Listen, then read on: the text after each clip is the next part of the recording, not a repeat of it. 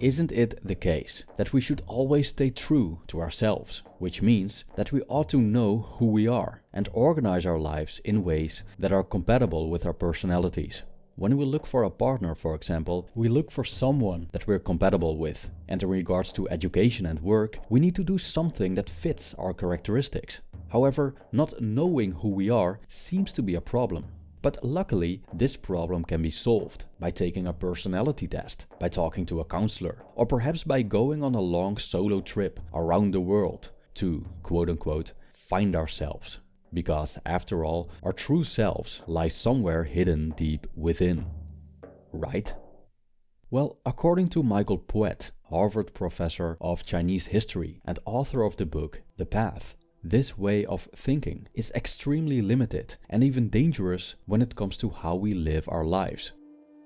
In Chinese philosophy, there's no fixed self the way we see it in the Western world.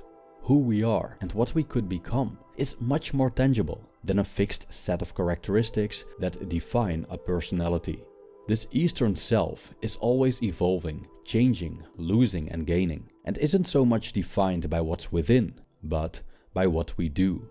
So it cannot be found, but it can be cultivated. Self-cultivation is a psychological process that's part of the ancient Chinese system of thought called Confucianism. Its founder, Confucius, firmly believed in the power of ritual and how it can make our lives better. The word ritual may sound a little bit old-fashioned and intended for either religious people or those who are indoctrinated by some kind of ideology. But the power of ritual is vastly underestimated. Confucius realized that rituals and ceremonies are actually forms of social cement. Their transformative nature not only shapes societies, it also shapes ourselves. Therefore, engaging in certain behaviors in a disciplined manner, simple things like morning rituals, habits, exercises, can bring about incredible change way beyond our limiting beliefs that, unfortunately, dictate the lives of many. This video explores the art of becoming better based on the teachings of Confucius.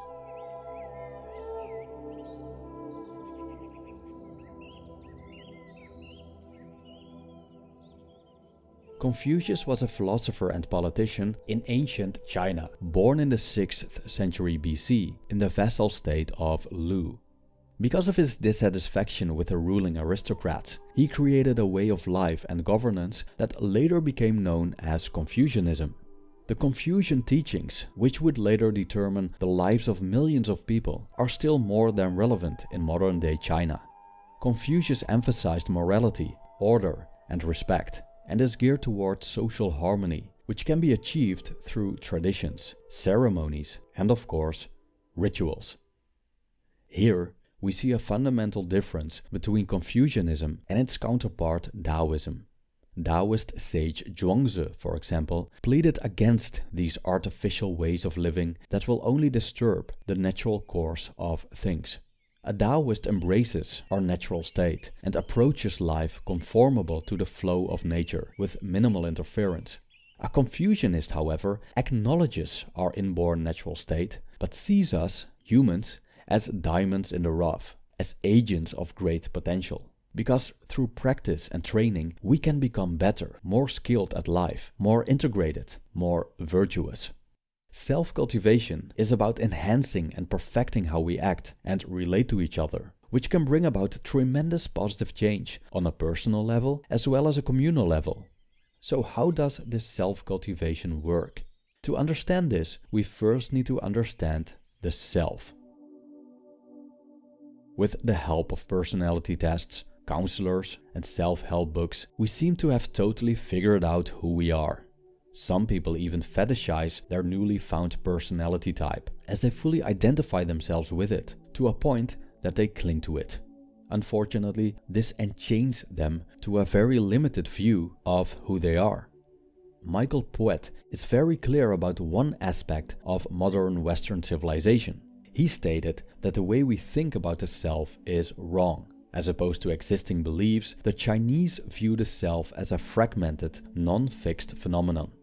It's not something we can find if we go within. Instead, poet describes the self as a mess. Thus, we're all a bunch of messes, meaning that what we perceive as the self is a gathering of decentralized manifestations, like emotions, thoughts, and many other sensations. We could compare it to a Buddhist concept called anatta, which means no self. Being a mess may seem like a bad thing, but it's actually very liberating. Usually, people believe that who they are is, more or less, unchangeable. This is just who I am, one could say, when reflecting on the fact that he or she is easily angry. Having a short fuse, in this case, is seen as part of a personality, or, in some cases, as part of culture. But this view is very limited. It's even potentially dangerous to believe that certain behavioral patterns cannot be changed, as we keep finding ourselves in the same destructive situations over and over again, like abusive relationships, substance abuse, or criminal activities that land us in prison. Why? Because we believe that we can't change things for the better. In the age of individualism, we might think that we're free because we refuse to follow conventions, distance ourselves from collectivism, and don't engage in these ridiculous old-fashioned ritual practices. No, we're liberated.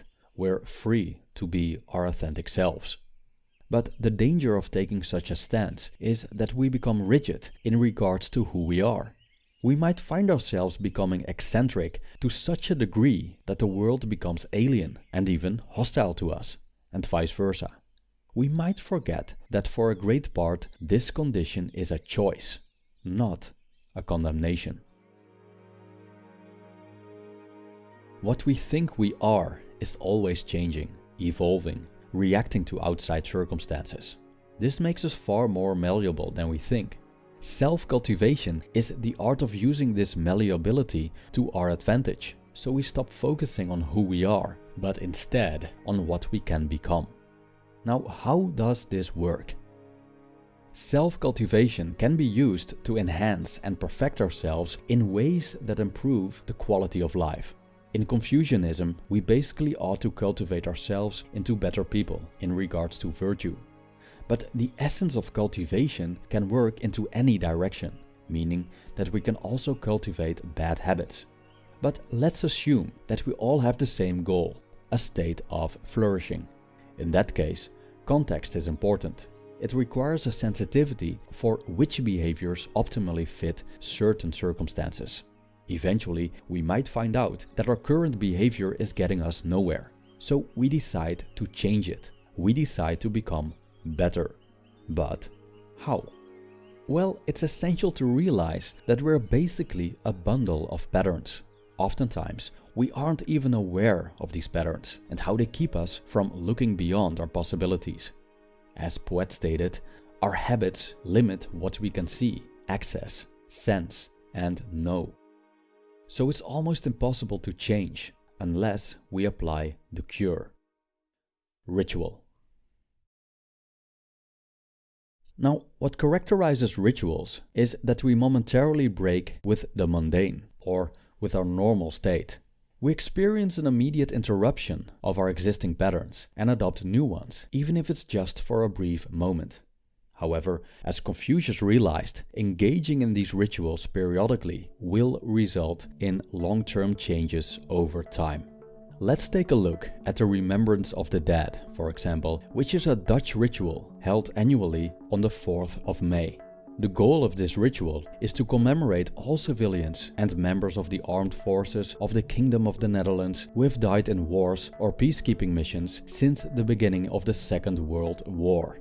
During this civil ritual, not only Dam Square in Amsterdam, but also Dutch living rooms, public spaces, cars, restaurants, shops, and work environments transform in momentary ritual spaces. The heart of the ceremony is 2 minutes of silence, which is then followed by the national anthem.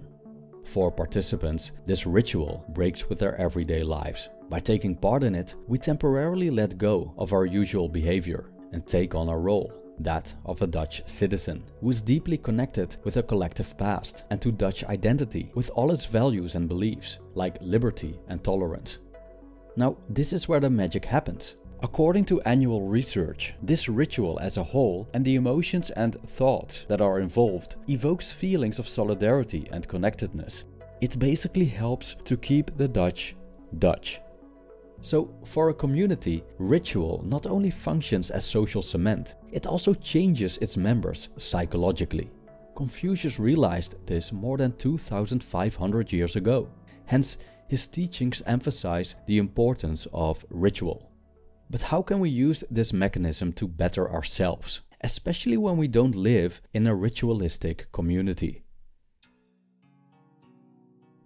When Confucius entered the Grand Temple, he asked about everything. Someone said, "Who said Confucius is a master of ritual? He enters the Grand Temple and asks about everything." Confucius, hearing this, said, "This is the ritual." End quote. In an individualistic society, existing conventions can be ritualized. Drinking our morning tea or having a short chat with the cashier of our local supermarket every Saturday morning can be rituals. For self-cultivation, we need rituals that are transformative, meaning that they break existing patterns again and again, which brings about gradual change. Let's say you're considered a negative, cynical person. If you would engage in any conversation, you'll most likely come across as bitter. Chances are that people don't like to converse with you for that reason, which leads to loneliness and resentment. Now, you could say stubbornly, "Well, this is who I am. I'm authentic. People should accept me for who I am." However, the issue with this attitude is that, according to the Chinese view, this is not who you inherently are. You can change by breaking these patterns through self-cultivation. This means that you need to perform rituals that create what Poet calls as-if moments, in which we purposefully act differently. This is also known as fake it till you make it. Instead of being authentically miserable, we could repeatedly and consequently be inauthentically joyful. Over time, we'll discover that being joyous becomes a characteristic. The same goes with talking to people we find attractive. We may identify as shy, but when we decide to act confidently, as if we are temporarily a different person, this behavior will eventually become habitual. So isn't that liberating? Instead of being enchained to a certain personality, we are able to change ourselves by changing our behaviors. Fears can be overcome, a-holes can become pleasant and kind, and destructive relationships can turn into flourishing beacons of joy. Of course, self-cultivation takes work. Life is like playing a musical instrument. If we keep practicing, we become better at it. But if we stop, our skill will deteriorate. So we need to continually fine-tune and change our patterns for the better. So at the end of the day, what self-cultivation comes down to is this. Be the change that you want to see, in this case, in yourself. Thank you for watching.